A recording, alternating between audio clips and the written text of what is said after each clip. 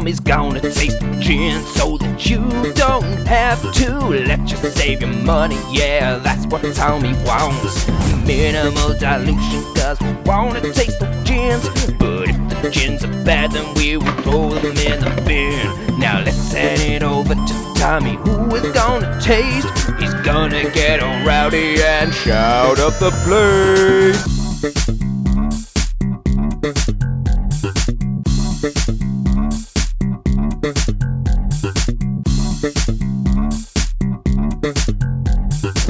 Hello and welcome back to Tommy Tastes, the channel where I taste the gin so that you don't have to. And what are we drinking this week, I hear you ask? Well, it's the reassuringly heavy Brooklyn Gin. This is the first American gin that I've tried on this channel, and there's a reason for that. It's because I don't really like the examples of American gin that I've already tasted.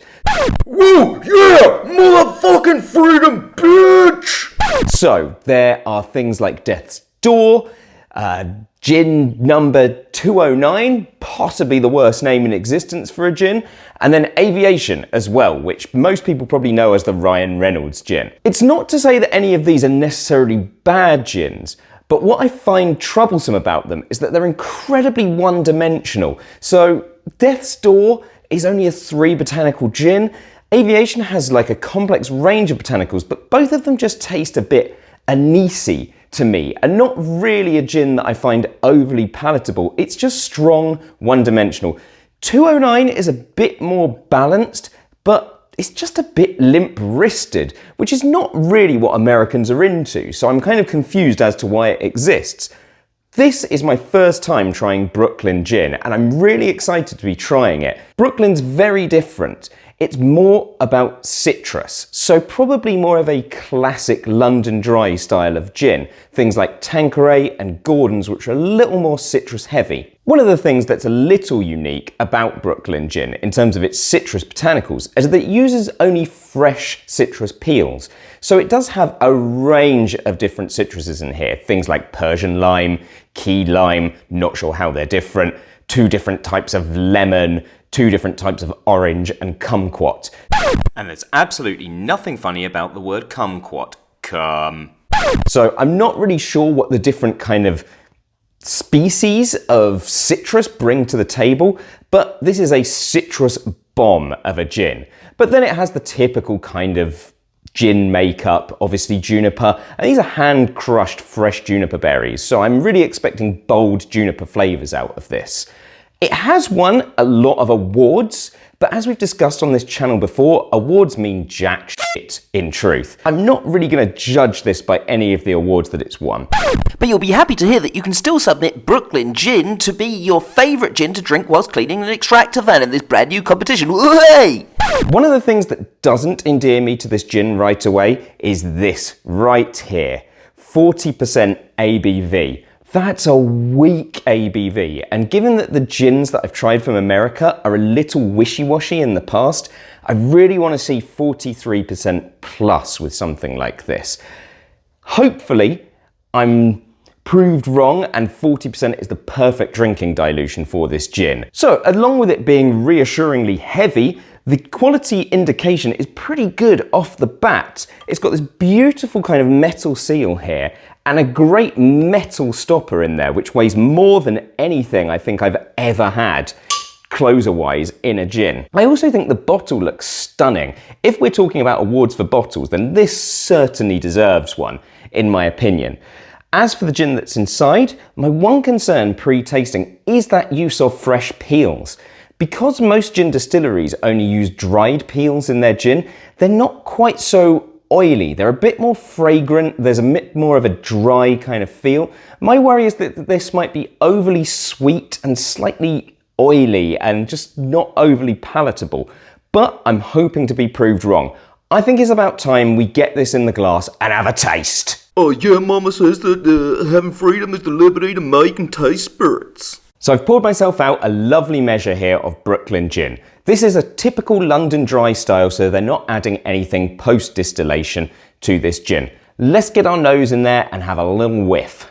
What would you do if you were asked to give up your gins for freedom? The good news is this has a big, bold nose. It's got more citrus there. It's really bold with juniper. It's like a big, spicy punch of like wood and different perfumes, but then you get that nice reassuring citrus in the background. I can't really isolate the citrus so much. It just smells like kind of this whole massive bouquet of mixed citrus, which is not a bad thing.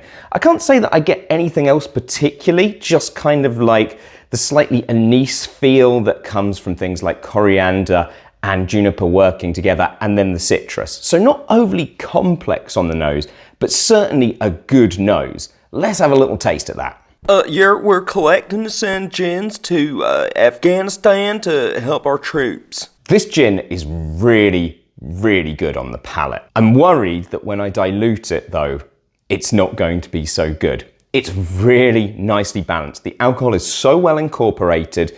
The flavors, although not like able to isolate each individual one, all follow through on the nose. So you get loads of forward juniper, you get like background spice from the coriander and the juniper as well. And then in the middle, there's this really nice citrusy flavor.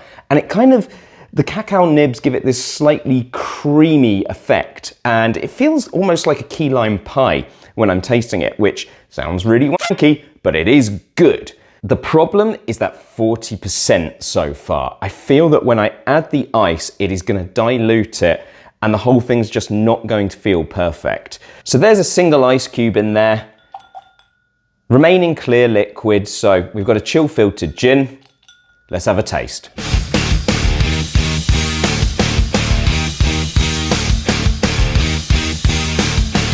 Ginning in the name of... Now, I wouldn't say that the ice is doing anything to really improve this gin.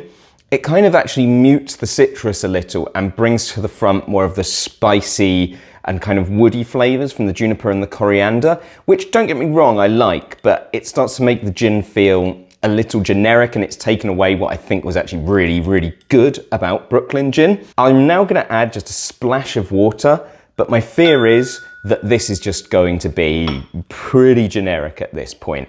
And when you consider that this gin comes in around the £40 mark, the last thing you want is for this to taste generic. Dude, I heard that Phil Collins is playing Ginapalooza. The good news is it's not generic. The bad news is it's just not phenomenal. It's very one-dimensional and like it definitely tastes like a gin, but it's just not amazing. And at 40 quid, I'd want a lot more. I'm so sad that Brooklyn, you've dialed down the percentage ABV on this, because I think you have the secret to maybe a perfect gin. Not the most complex gin in the world, but a near enough perfect gin that could rival something like Tanqueray 10. But you need to be going 43, 45, 47, and this just doesn't quite cut it. So to give you a kind of conclusion on Brooklyn gin, I think that this is a fantastic gin. Would I spend £40 on it? Probably not. I love the way that it looks on the shelf. I love the way that it tastes neat. Yay, Tommy's Cocktail Corner's back and it's shitter than ever. It would make for a very good extra dry martini, but you don't want to put too much vermouth in there. Literally show the glass the vermouth and really watch out how much you're diluting with the ice. I think you want just a few stirs with the ice just to get it chilled down and then get it in the glass. Otherwise, I think you're just going to spoil this gin. I love this. I think it's fantastic. It's undoubtedly the best example of an American gin I've had. I mean, I wouldn't even lump it into American gins because I feel like the way I've talked about them, they're a bit dirty. What's the matter with America, man? You haven't been here. You don't know what it's like, man. This is so clean, so pure, and just beautiful gin, but it's too weak, and that's such a shame. The good news is, for newcomers to drinking gin neat, this is your perfect entry point. It looks great, it tastes great, and it doesn't have a huge alcohol burn to it. It's sweet enough that it can be enjoyed, just neat. There's no worry about the oiliness on it, and it's not too sweet or anything like that, so those concerns can just fuck right off. The good news is, if you buy this and try to do your own video with it, you will have a very strong right bicep whilst doing so. So, if anything, just get it for the physical effect that it will give to your body. Lovely stuff, Brooklyn Gin. Everything's healthier when you're drinking gin. Way!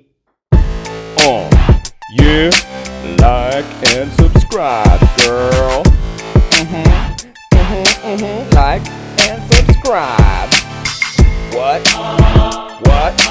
Like